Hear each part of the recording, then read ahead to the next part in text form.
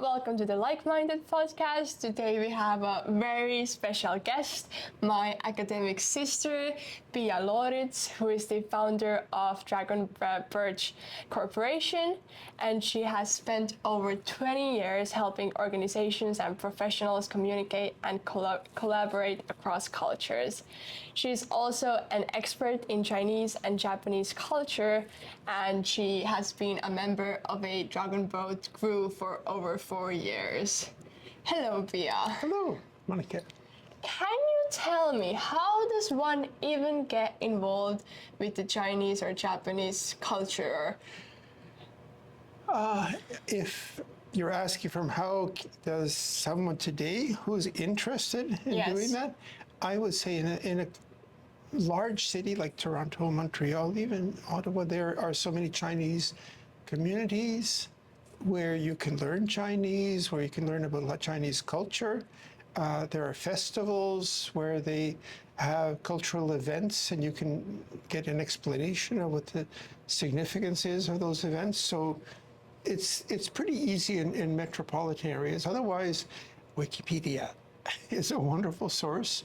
It depends on what your interest is. If your interest is in seeing how Chinese politics and how the Chinese economy affects Canada, affects the world, that's one way of looking at it. Or if you're looking more at culture, if you're interested in the arts in China, then there are many different aspects. Of course, Chinese food. So I think just Google Chinese and see if you're looking for art or if you're looking for culture, for politics, for food. There are many avenues. What about you? How did you get involved, and how did you expand your knowledge to a level where you're now able to consult businesses and actually know some information that might not be so easy to come across? Some of it is from childhood. I think when I was young, I was born in Stockholm. We moved to Toronto when I was small, so I went to kindergarten in Toronto. And already I was learning about another culture, which is English-Canadian culture. I didn't know anything. I spoke no English when I arrived. So there was already there were two cultural adaptations because we came from Sweden and we spoke Estonian at home. So for me, living with different cultures was already fairly normal when I was 5 years old. And when I went to school, I had the option of taking French and German, which I did. So I've always been interested in languages. Japanese came first. I think I got interested in this philosophy of Buddhism, especially Zen Buddhism. I was also fascinated by Japanese brush painting, sumie, which is just with an ink brush and single stroke drawings and characters. I bought Japanese incense, which I burned at home to feel as if I had a Japanese mood. There was this early fascination with that. And then if we leap forward to actually getting involved in doing business in China, that came after my former partner and founder of Dragonbridge, who's no longer with the company, was a specialist in project management training. And a colleague who was also in that branch suddenly came to us and said, hey, I've got project management training mandates in China, but I'm double booked in Canada. Would you like to take it over? Oh. And we said, sure. So I don't do project management training, but I went to our airfare, hotel, everything was paid by a Chinese company. And the Chinese company basically hired foreign experts, and then they put ads in the paper saying that there will be a lesson over 2 days on this aspect of project management.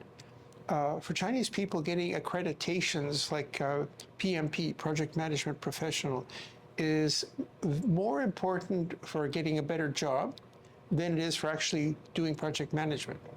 But the courses were well attended. I had free time because I didn't teach. So I went around to the Canadian consulate in Beijing and Shanghai, the embassy, the French consulate in Belgium, and I went to the French group of business people there and talked about what's your experience in China like, and people told me, oh, well, this and that, you should talk to this person, you should talk to that person. I got introduced to a lot of foreigners in China. I got introduced to a lot of Chinese specialists. People who did HR, people who did marketing, people who were lawyers. And the more I talked to these people, the more I thought, this is very interesting. I'm getting resources for knowledge about China. And keeping up, and with the Chinese people, what's very important is to keep your connections. People keep connections from school, and they stay in touch, and that's how everything in China gets done, because you know someone. So those connections, that helped me to, when we came back, we continue to do project management, but I will go to China for building up connections, and then I would turn to companies in Quebec. I'm in Montreal, so mostly Quebec companies, who said, hey, we're kind of interested in doing something in China, but we have no idea. Oh. Who do we talk to? But I thought, okay, well, I know somebody who's in HR, I know somebody who's in this and who's in that. And I would call up these people and they'd say, sure, we can help. And I got paid for helping them get the connections, and my connections got paid by them for their services. So this went on, and then we got to work with people who wanted to manufacture something in China. And that was very complicated, because then you have to go visit factories, and then you have to get quality control people involved, and you have to make sure that you're getting the right product. That was something that I was happy to shuffle off to Chinese people who were experts in that area. We had all sorts of clients, people who wanted to buy products from China. It was all over the map. And it got so that people would call up and say, but are you an expert in tires for heavy equipment? And I said, no, but I don't need to be. I have contacts. And they didn't understand that. They thought, you want somebody who's in this, or who's in pharmaceuticals, or who was in any specific niche. And I said, it's not the niches. I call people up, and somebody says, well, I don't know anything about it, but let me ask this person that I went to school with, or let me ask my sister, or let me ask my neighbor. And then this neighbor's sister's cousin, former colleague, happens to be that person. So it's this huge spider web of connections. And that's really how we worked. So we did all kinds of different weird projects that I had no expertise in. But it was connections. And I could go on a little bit more, but one example was we had a person whose specialty was working with pharmaceutical companies to get their particular drugs, whatever they were, in front of doctors and hospitals so that they would prescribe them. And they realized, they did that in Canada and the US successfully. They heard of a conference coming up in China in that area. They said, oh, we're going. This was the president of the Canadian company. And we're going because we want to get into the Chinese market as well. And I said, well, I can help you do that. And he said, oh, no, it's not necessary, Pia, because I have a list already of all the presidents of all the Chinese pharmaceutical companies and their phone number and their email. And I'm a president. So president to president, we're higher than your level. We don't need you. I said, okay. Call me in a week when you, and in a week, he called and said, Everybody I called just refused to talk to me. I said, of course. You're some stranger calling from Canada? They said, I don't know you. But then I got to work and I found that there was somebody who worked at Pfizer and somebody who worked at Merck Frost. And it was through people I didn't know, just connections of connections. And I put together a list for him of meetings with the people he wanted to talk to. And he was surprised. And then he understood that it really is, it's not only who you know, it's who knows you. Because the people who called up to get the appointments were people that were known to the person they were calling, not some random stranger. So it was just building connections. What do you think is the biggest difference in doing business, for example, in Canada versus in China? Connections. Really? In Canada or the US, we're very, and connections means relationships. In the US and Canada, I think Europe, to a large extent, we're focused on business. I have, especially Americans, I have seen Americans arrive in China for the first time they're meeting someone, and they already have a contract with them. Their lawyers have made a contract that is 20 pages long, bulletproof. And there's a lot of penalties. So if you don't deliver on time, or if this isn't that, then, they present that to the Chinese, and the Chinese say, first of all, we don't even know you. Chinese people will not get down to business. They want to see if they like you. Do they trust you? Do they think that if they're going to do business, especially over long term, if it's a short-term thing that you're buying something and you'll never be back, then they will, but you won't get the best deal. And they would take you out to dinner and take you to karaoke, and the North Americans are thinking, why are we wasting our time doing dinners and karaoke and things like this? We want to get down to business.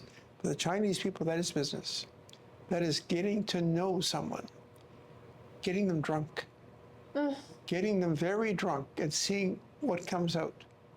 Do they get angry when they get drunk? Or do they get belligerent? Do they get, and then after a while, it's sort of like, okay, we kind of know this person. There's kind of a reference to food about how strangers and people close to you are viewed. Somebody who's a complete stranger is raw, like food. And somebody who you know more and is closer is cooked. So if you're raw, you will get nowhere. But once you're cooked, then you have access to people in a much easier way. So I would say that it's forgetting about the business aspect as first, and thinking about, how do I build a relationship? How do I show them that they can trust me? Well, how do I find out that I can trust them too? It goes both ways. Blind trust, just because you're in China and people are pleasant, and they are, it doesn't mean you should trust everybody. I've had people who thought they were dealing directly with the factory that made their product, and we said, well, let us do a little work for you to find out. That factory was going to sublet all the other work to some other totally different factory, totally different quality controls, materials, and everything. But they talked a good talk up front. So I also tell them that we have people in China who can do it like a 360-degree investigation of whoever you're dealing with. We can talk to their clients, we can talk to their suppliers, their neighbors, their competitors, maybe their employees, give them a report and say, here's who you're dealing with. And then sometimes they say, oh, that's good, but sometimes like, oh my God. So this is the kind of work that you don't necessarily see North American companies engaging in. Do you think that's a mistake, that we kind of like say like, oh, it's not necessary? Do you think we should? It's a huge mistake. There's one anecdote. It's not a company I worked with, but it's a company that went to China on, it was a Team Canada China trip. with, I think it was Jean Chrétien. So it was high level from Canada. And the Canadian government advertised this, and if you join our Team Canada group, it cost a lot of money. But they went to different cities, and of course, because it was a high level group, they got to meet with lots of Chinese officials and dignitaries. And, you know, maybe, I don't know, the vice premier, and there's lots of mayors and so on, of things, and factory visits. And they also, Chinese people I know in Montreal were working on calling Chinese companies to say, we have a high-level Canadian delegation coming. Would you like to get together? Here are the people that are working. You know, we have someone in aeronautics, we have someone in medical, we have people in this. And most of the Chinese people would, nah, I don't have time for this. I don't know these people. So the people they actually got for the one-on-one meetings were not the highest quality. They were just people that had too much spare time. The people that didn't have spare time were busy doing things. And one group met this Chinese gentleman who was very well dressed, well spoken, and he said, I have a factory that does exactly what you need. And I can take you there, show you and prove to you that we have the best equipment. We've got a lot of machines that are from Japan and Germany. So it's not just Chinese machinery. And well, you'll see for yourselves. And how about I pick you all up at your hotel tomorrow morning? We go to the factory and they said, hey, this is good. We want to kick the tires. We want to check things out. So he arrives with a beautiful limousine. Everybody gets in the car and he's wearing a very sharp suit and tie. So he looks prosperous. They go to this factory, they pull up to the loading dock, and they all get out. The people at the loading dock are sort of looking at who are all these well-dressed foreigners in a black car pulling up. Well, they don't ask questions. The Chinese gentleman leads them in, and they do a tour of the factory, and they say, okay, look, you see this machine? This is from Germany, and this is here. Oh, yes. So they say, we've seen the factory. We've seen the real thing. He says, now let's go for dinner. And of course, the Chinese dinner is a big affair. There's 8 courses and lots of Chinese alcohol and lots of drinking to like our friendship.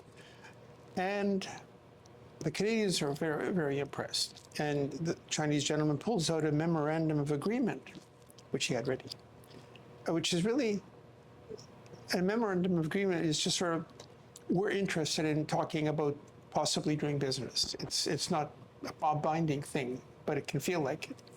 He says, let's sign this right now if you want to move ahead. They said, yes, I think we will. And the Canadians all signed it. And they went back to their hotel happy. Now, the gentleman had his beautiful suit was rented. The big black limousine was rented. The factory they went to was not his at all, but he knew that whoever was in charge wasn't there that day. So he could come in and look important and no one would question him. He paid for the dinner and the other stuff, but he had no company himself. He had what in China is called a briefcase company. His whole company was just in his little bag. And you think, well, why does he go through all this trouble? Because then he's got a signed memorandum of agreement from a foreign company. And he holds this document up and goes to a Chinese company that really does manufacture something. Says, look, I've got a deal for you guys if you want it. And then they buy it from him. And that's how he gets paid. So, of course, when they realized that's what was happening, then they said, well, no, we're backing out of this. Because you're peddling some completely different company, or this was fraud. But that's how you shouldn't be too trusting, and you should do a lot of research. What do you think might be some things that are normal here, but that might be considered offensive or rude in other cultures? I would say it's a very good question because sometimes I find people who want to work in other cultures, China, Japan, try to learn a bit of the language first, and they always speak it very badly. China has 4 tones in Mandarin. So one word that you say in one tone, if you say it in the wrong tone, it means something totally different. It could be something very bad. Like ma, 4 ways of saying ma. Ma, ma, ma, ma.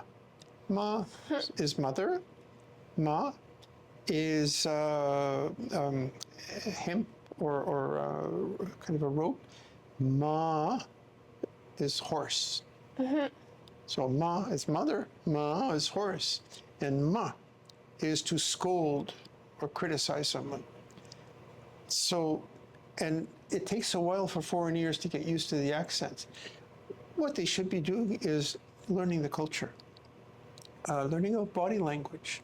How close do you stand to someone? Is that different? It is different. Oh, really? Oh, yes.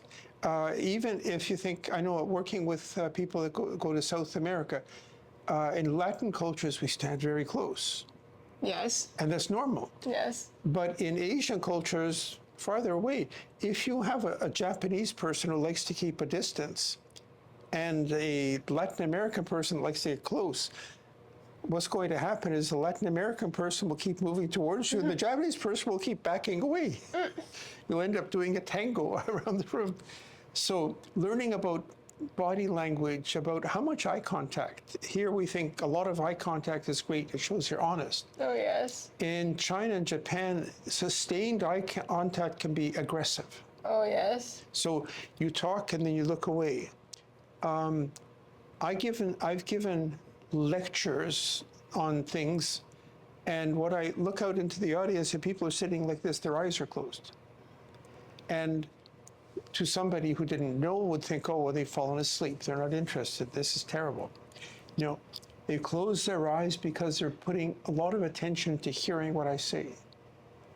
So that, I